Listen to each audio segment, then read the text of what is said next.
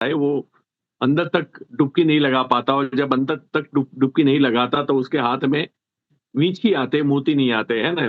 कुछ मछलियाँ आती है या वींची आते, मोती नहीं आते, और मोती के लिए बहुत गहरा अंदर जाना पड़ता है। और मैं जा पाया बिकॉज़ ऑफ, कहते हैं ना कि भगवान जो करते हैं, वो अच्छे के लिए करते हैं। जब मैं प्रॉब्लम में था, तो मेरे एक दोस्त ने मुझे बात बताई थी कि अल्पेश, अच्छा है ना, क्या प्रॉब्लम है? कहानियाँ बनती है, बड़े लोगों की कहानी ऐसे ही बनती है कि तू बड़ा लॉस में और वहाँ से बैक करेगा। तो मुझे हँसी आ रही थी क्योंकि मेरे पास पैसे नहीं थे, मेरे पास एजुकेशन नहीं था। मेरे पास बैकग्राउंड नहीं था फैमिली का कि कुछ प्रॉपर्टीज मेरे पापा मुझे दे देंगे और मुझे बचा लेंगे। मैंने काफ़ी स्ट्रगल करके जो प्रॉपर्टी बनाई थी, उसकी भी वैल्यूएशन 60 लाख रुपए आ रही थी, और मैंने स्टॉक मार्केट में 1.5 करोड़ का कर्जा किया था। हर चीज़ की कहानी है, मैं बहुत लंबा जाऊँगा, 1 घंटे में उसको कंप्लीट नहीं कर पाऊँगा। लेकिन ख़ैर, मैंने वर्सोला करके एक छोटा गाँव है, वहाँ मैंने अपना बचपन से मैं बड़ा हुआ हूँ लाइफ़ में। मेहमदावाद तहसील में आता है, और नडियाद से 10 किलोमीटर दूर है। मेरी स्कूल नडियाद थी, और हम, यू कैन से, हम ओडी में रहते थे। ओडी का मतलब आप झोपड़ा कह सकते हो, जिसकी चारों दीवार मिट्टी की थी। माताजी का मठ था, आज भी वहाँ माताजी का मंदिर बन रहा है। तो स्कूल में फीस के लिए पैसे नहीं, शादियों के अंदर हम स्कूल का ड्रेस पहन के जाते थे, प्लास्टिक के जूते पहन के जाते थे। बस में हम मुसाफरी नहीं कर सकते बिकॉज़ पासेस कॉस्टली थे, मंथली पासेस जो होते हैं, स्टूडेंट पासेस, वो ₹70 था, 17 ₹17, और ₹5 होता था ट्रेन में, वो गोठा से नडिया, तो हम गोठा तक चलते हुए जाते थे, 2 गाँव क्रॉस करके। हर हर वो चीज़ मैंने देखी है जो एक इंसान को भगवान कभी ना दिखाए लाइफ़ के अंदर, और ऐसा एक बार नहीं हुआ, मेरे साथ 2 बार हुआ है। लेकिन मुझे लगता है कि मेरी लाइफ़ में मैं जहाँ कहीं भी हूँ, वो इसीलिए हूँ, लेकिन मोबाइल आ गया और मेरे बिज़नेस को कोलैप्स होना नहीं पड़ा, बंद करना नहीं पड़ा, बंद हो गया ऑटोमैटिकली, बिकॉज़ मोबाइल आते ही लोगों ने पीसीओ पे जाना बंद कर दिया। आजकल की जनरेशन शायद एसटीडी पीसीओ को पता भी नहीं है कि वो था क्या, कॉइन बॉक्स या एसटीडी मशीन। और फिर मैंने कुछ करने का प्रयास किया, मेरे पास 25-30 लाख कैपिटल थी। मैं 1-2 बिज़नेस करने के प्रयास किए, एक बन चुका था। फील्ड में जाना, रिस्पॉन्सिबिलिटी उठाना, ये मेरे अंदर से निकल चुका था। तो मैंने सोचा कि मैं अब करूँ तो क्या करूँ? तो किसी ने स्टॉक मार्केट सुझाया, और जैसे मैंने आपको कहानी बताई कि उसमें 1 साल के अंदर मैंने बहुत बड़ा लॉस किया। मेरे खुद की 30-40 लाख कैपिटल तो गई, 44 लाख बैंक की सीसी थी, और बहुत सारे अनसिक्योर्ड लोन्स तब मिलते थे। ये 8, 9, 7, 8 की बात है, फाइनेंशियल ईयर। और तब सब कुछ खत्म हो गया और मुझे कुछ दिखाई नहीं दे रहा था। तब मेरे लाइफ में बिज़नेस आया, और मुझे लगता था ये धंधा तो बहुत लोग करते हैं और बहुत लोग घूमते हैं ठेला चाप टाइप, और वो कुछ भी अचीव नहीं करते अपनी लाइफ में। मतलब उनको 20 साल के बाद की भी उनकी पर्सनैलिटी, उनकी लाइफ़स्टाइल में चेंज नहीं आता, जो लोग ये मेंबर वाला काम करते हैं। लेकिन तब मुझे पता नहीं था कि इसमें भी एक सही कंपनी, सही प्लेटफ़ॉर्म और सही डायरेक्शन में काम करना होता है। सही दिमाग लगा के काम करना होता है, और ये चीज़ अगर लोग समझ जाएँ तो हर वो इंसान वो कर सकता है जो मैंने किया है। ये बिल्कुल स्कूल के एग्ज़ाम्स की तरह होता है कि 100 बच्चों को वही पढ़ाया जाता है, जो टीचर पढ़ाते हैं। उनको वही खिलाया जाता है स्कूल में जो बाकी के बच्चे खाते हैं। वही कपड़े पहनाए जाते हैं, उसी वही टाइम पे उनको छोड़ा जाता है, वही टाइम पे उनको स्कूल में बुलाया जाता है। सब कुछ सेम होने के बावजूद भी 2-3 बच्चे के 100 मार्क्स आते हैं, बाकी के 90 आते हैं, 80 आते हैं, 70 आते हैं, और कुछ लोग फेल भी होते हैं।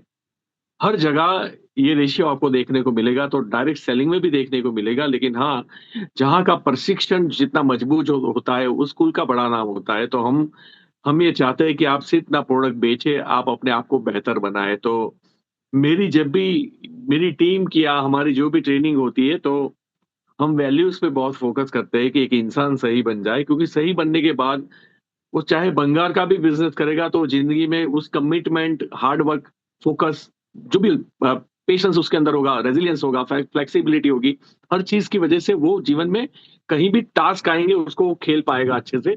पॉज़िटिव नज़रिया हम डेवलप करते हैं, ताकि हर चीज़ में बुराई ढूँढने की बजाय वो अच्छाई ढूँढना स्टार्ट करे। ये ट्रेनिंग की वज़ह से कुछ स्कूलों के बहुत बड़े नाम होते हैं, जैसे आप जानते हो कि उनका बड़ा चेन खुल जाता है, क्योंकि उनकी अपनी एक सिस्टम होती है बच्चों को पढ़ाने की। तो उसमें एक एवरेज बच्चा होता है, वो भी आम स्कूल के बच्चे से भारी पड़ता है। उसका एटीट्यूड, उसकी पर्सनैलिटी थोड़ी डिफरेंट दिखती है। हमने भी ये चीज़ समझ ली और पकड़ ली, और हम हर चीज़ों को समझते-समझते आगे बढ़ रहे हैं। और इसीलिए मेरी टीम का आज रेशियो काफ़ी हाई है सक्सेस का। बिकॉज़ हमारे वहाँ जो एजुकेशन सिस्टम है, वो सिर्फ़ बेचना नहीं सिखाते। वो हम वॉल्यूम पे फ़ोकस नहीं करते, हम वैल्यूज़ पे फ़ोकस करते हैं। और जब वैल्यूज ठीक हो जाती है तो वॉल्यूम बाय प्रोडक्ट है, वॉल्यूम आता ही आता है। तो ये मुझे समझ में आया। अब डायरेक्ट सेलिंग जब मैंने स्टार्ट किया तो मैंने सिर्फ कर्जा उतारने के लिए काम किया था। मुझे लगा कि मैं नेटवर्क मार्केटिंग एक मजबूरी में कर रहा हूँ, इवन तो मैं 2-3 बार बोल भी चुका था पहले 6 मंथ में कि मेरी मजबूरी है, नहीं तो मैं बिज़नेस कभी नहीं करता लाइफ में। शायद ये मेरे जीवन की सबसे बड़ी गलती होगी ये बोलना, क्योंकि ऐसे बिज़नेस के बारे में ये बोलना जो आपकी जान बचा सकता है, जो आपके परिवार की जान बचा सकता है और आपको समृद्धि की ओर ऐसे लेके जाता है कि कोई आदमी सोच भी नहीं सकता। तो हमें तो इसको भगवान के तौर पे, अल्लाह के तौर पे देखना चाहिए। हमारे कुरान, बाइबल, गीता जितनी पवित्र है, उसी की तरह ये बिज़नेस भी उतना ही पवित्र है, लेकिन उसके अंदर कुछ गंदे खिलाड़ी आते हैं। खिलाड़ी भी गंदे होते हैं, कंपनी के मालिक भी गंदे होते हैं और इस इंडस्ट्री का नाम खराब होता है। और यहाँ नॉर्मली लोग ऐसी कंपनियों में ज़्यादा जुड़ते हैं जहाँ उनको चैलेंजेस कम दिखाई देती हो। और स्वामी विवेकानंद हमेशा कहा करते थे कि अगर आपके रास्ते में चैलेंजेस है, प्रॉब्लम है, तो आप चलते रहिए क्योंकि आप सही रास्ते पे हो। लेकिन सुबह से शाम तक अगर आपको कोई प्रॉब्लम ही नहीं आ रही है, तो आप अपनी मंजिल को चेक कीजिए, आप सही मंजिल की तरफ नहीं जा रहे हो। तो मुझे लगता है कि जब कोई इन्वेस्टमेंट प्लान आता है, एक का डबल वाला आता है, आसानी से पैसे कमाएँगे, हमारे वहाँ ज़्यादा कमीशन देते हैं, आपके वहाँ कम देते हैं, हमारे वहाँ फटाफट पैसा आएगा, आपके वहाँ कम आएगा, आपकी कंपनी में ये प्रॉब्लम है, तब आप समझ जाइए कि जो आसान है वो डेंजर है, सही में बोलता हूँ। और इसीलिए वो आसान कंपनियाँ आपको झांसा देती है, आपके पैसे इन्वेस्ट कराती है, आपके कराए तब तक तो प्रॉब्लम नहीं है, लेकिन आपके परिवार के, आपके रिलेटिव्स के, आपके दोस्तों के और समाज में आपसे आपको हाथा बना के कई लोगों के पैसे इन्वेस्ट कराते हैं और फिर वो कंपनी बंद हो जाती है। इसमें 2 केस होते हैं, या तो आपने पैसे कमाए या तो नहीं कमाए। अब नहीं कमाए तो डेफ़िनेटली आप खुद रोओगे और आपकी टीम भी रोएगी। लेकिन गलती से आपने कमा भी लिए तो आपको पैसे वापस करने पड़ेंगे। कब पुलिस आएगी, कौन कितने केसेस होंगे आपके ऊपर ये पता नहीं है, क्योंकि उनको मोटिवेट करने में और उनको इन्वेस्ट कराने में हमारा हाथ होता है। इसीलिए जब सही कंपनी समझने का मुझे मौका मिला, मैं अंदर घुसता रहा तो मुझे पता चला कि एक्चुअल डायरेक्ट सेलिंग क्या है। एक्चुअल डायरेक्ट सेलिंग का मतलब बहुत सिंपल से मैं आपको बड़ी आसान तरीके से बता देता हूँ। एक ज़माने में या आज भी हमारे रोड के ऊपर दुकान होती है, या आपने जो कपड़े पहने, आपने जो पेन खरीदी है, आप चश्मे, आपके आपके पास जो मोबाइल से आप ज़ूम देख रहे हो, वो आपने खुद ने नहीं बनाया है, ये पहली बात। दूसरी बात, आपने वो मोबाइल उस कंपनी से नहीं खरीदा डायरेक्ट जिस कंपनी ने बनाया। जैसे कि मैंने सैमसंग का मोबाइल है मेरे पास, दोनों सैमसंग के मोबाइल हैं, जो मैं मीटिंग में अभी लगा हुआ है वो भी सैमसंग का है। तो मैंने वहाँ कंपनी में जाके इसको नहीं खरीदा, मैंने किसी शोरूम से खरीदा, विजय सेल्स से खरीदा, राइट? तो अब यहाँ से यहाँ जो पहुँचा उसमें कोई स्टॉकिस्ट होगा, कोई सी-एंड-एफ होगा, कोई रिटेलर होगा, उनकी एक चेन रहती है जिसके थ्रू हमारे पास प्रोडक्ट पहुँचता है। और सेम डायरेक्ट सेलिंग के अंदर वही प्रोडक्ट कंपनी से डायरेक्ट हमारे वेयरहाउसेस और डीपी, डिस्ट्रीब्यूटर पॉइंट पे आता है और वहाँ से आपका डायरेक्ट एक कोड होता है जिसको हम एडवाइज़र नंबर बोलते हैं, है ना? तो MA number, Modi care adviser number बोलते हैं। और ये एडवाइज़र नंबर आप देते हो, आपकी बिलिंग होती है, आपको उसके अंदर से कमीशन जनरेट होता है। आपकी टीम जब बिलिंग करती है तो आपको ऊपर रिफ्लेक्ट होके दिखाई देता है सॉफ्टवेयर में कि भई आपने जिन लोगों को रिक्रूट किया था, या उन्होंने किसी को किया था, या उन्होंने किसी को किया था, अनलिमिटेड डेप्थ तक अगर किसी ने खरीदा, वो आपके टोटल वॉल्यूम में दिखता है। और उसका कमीशन बाँटा जाता है स्ट्रक्चर के हिसाब से। और ये स्ट्रक्चर क्या होता है? स्ट्रक्चर ऐसे बनाया जाता है कि एक आदमी बैठा-बैठा पैसा ना ले, मेहनत करके लोगों की ज़िंदगी बना के पैसा ले। अभी भी जो मोदी कहते ने नया स्ट्रक्चर वाला जो प्लान दिया है, वो डेफ़िनिटली ऐसा है कि जहाँ मैं लोगों की लाइफ़ बना पाऊँ। पहले भी प्लान था, लेकिन आसान था तो लोगों ने आसान समझ के आसानी से काम किया। अब थोड़ा हार्ड वर्क डिमांड करेगा तो उससे क्या, कंपनी का भी ग्रोथ होगा और लोगों का भी विकास होगा।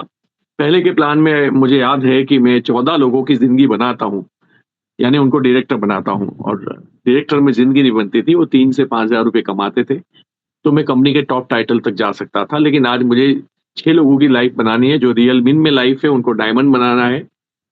अगर एक बंदा-बंदी जब तक मेरी अलग-अलग डिवीज़न में, अलग-अलग लेग्स में 2 लाख रुपए पर लेग एक व्यक्ति नहीं कमाता, ऐसे मुझे 6 लेग चाहिए, तब जाके मैं टॉप टाइटल पाऊँगा। तो आप समझ सकते हो कि मुझे जो टास्क दिया जाएगा, मेरा बॉडी, मेरा रिएक्शन, मेरा टैलेंट, मेरी लीडरशिप उसी दिशा में काम करेगी। तो पहले आसानी से काम कर लेती थी, जिसमें बहुतों की लाइफ़ नहीं बनती थी। अब कंपल्सरी मुझे लाइफ़ बनानी पड़ेगी, अगर मुझे पैसे कमाने, मुझे औरों के बारे में सोचना पड़ेगा। तो इसमें एक मैथमेटिक्स प्लान होता है जो डिवाइड होता है। तो ये होता है direct selling versus traditional market. Traditional market में एडवर्टाइज़मेंट में पैसा जाता है, ये चेन में पैसा जाता है, बार-बार माल मूव होता है, उसमें पैसा जाता है। तो जो दुकान एसी, फ्रिज लेके बैठता है, उसको भी पैसा देना पड़ता है, जो आखिरी रिटेलर होता है, उसका सबसे बड़ा यहाँ ये सारे पैसे हम लोगों को जिसको हम मिडलमैन कहते हैं, हमको मिलते हैं क्योंकि कंपनी और ग्राहक के मिडलमैन हम ही हैं। कई बार तो हम खुद डायरेक्ट कंपनी से खरीद रहे हैं, उसका कमीशन हमें भी मिल रहा है और जिन्होंने हमें इस लाइन में पैदा किया, उनको भी 2 पैसे जाते हैं, लाइक दैट। तो ये था डायरेक्ट सेलिंग। अब डायरेक्ट सेलिंग के एक्चुअल बेनिफिट क्या है? भाई साहब मैंने डायरेक्ट सेलिंग के अलावा भी बिज़नेस किया है। मैं मुझे याद है कि कब जब वैल्यू एडेड टैक्स था, तो उनकी रेड आती थी, कभी सेल टैक्स डिपार्टमेंट था, आज से 20 साल पहले तो सेल टैक्स वालों की रेड आती थी। कभी हमारी कंपनी के ऊपर छापा आ गया, कभी कंपनी ने एक्साइज़ नहीं पे की है, तो उसके लाइन ऑफ चेकिंग हमारे वहाँ भी आता था। ऑक्ट्रोई के भी लफड़े थे, ऑक्ट्रोई भी भरनी पड़ती थी और एक वेयरहाउसेज़ बाहर रखो ताकि आप ऑक्ट्रोई बचा पाओ। जिनको बड़ौदा में बेचना है, उन्हीं की आप ऑक्ट्रोई पे करो। ऐसे हमने बहुत कुछ चीज़ें लाइफ़ में देखी, बहुत कुछ चीज़ें लाइफ़ में देखी और आप में से कई लोग व्यापार कर रहे होंगे, आपको पता है कि व्यापार करना इतना ऐसा नहीं है कि पैसे लगा दिए तो धंधा चल गया। नहीं भाई साहब नहीं, आज पैसे लगाने के बाद 100 में से 90 बिज़नेसेस जो है वो 2 या 4 साल के अंदर बंद हो जाते हैं, लॉस बुक करके। तो आप सोचिए कितना खतरनाक है। तो फिर मोदी केयर में भी अगर ये रेशियो है 90 बिज़नेसेस बंद होते हैं, तो क्या फ़र्क पड़ता है? कम से कम उनको लॉस नहीं गया क्योंकि उन्होंने इन्वेस्टमेंट ही नहीं किया। और इन्वेस्टमेंट क्या है? तो आप दुकान बदलो बस। आप डीमार्ट, बिग बाज़ार या आपने बाहर लाले की दुकान से खरीदते थे, वो चीज़ आप अपने मोदी केयर की अपनी खुद की शॉप से खरीदो, बात खत्म हो गई। इतना ही कंडीशन है। उसमें मुझे लगता है किसी को प्रॉब्लम नहीं होनी चाहिए जब आपको प्रोडक्ट बेहतरीन मिलती हो, वर्ल्ड बेस्ट क्वालिटी मिलती हो और जी एक बार अगर आपने गलती से भी मोदी केयर के प्रोडक्ट यूज़ किए, मेरा ये मानना है कि आप कहीं और जा ही नहीं सकते। ये मेरी गारंटी है, मानना नहीं है। आप देख लीजिएगा, एक बार खरीदिएगा, उसको महसूस कीजिएगा। जिन्होंने आपको यहाँ पे बुलाया उनको बताइए कि प्रोडक्ट का डेमोन्स्ट्रेशन दिखाएँ, प्रोडक्ट दिखाएँ। आपको ये बातें समझ में आ जाएगी जो मैं बोल रहा हूँ। और उसके बाद आप यूज़ करोगे तो डेफिनिटली मैं अच्छा इंसान हूँ या सच्चा इंसान हूँ उसके बाद आपको पता चलेगा। तो प्लीज़ हमारे प्रोडक्ट को यूज़ कीजिए ताकि आप और कॉन्फिडेंट बने और हो सकता है कि आपको बिज़नेस करने की ज़रूरत ना हो, ऊपर वाले ने आपको बहुत पैसा दिया है। औरों के लिए करो, औरों के लिए भी नहीं करना है कि नहीं यार बस मुझे जीना है, I want to be retired कोई बात नहीं। आप हमारे बेहतरीन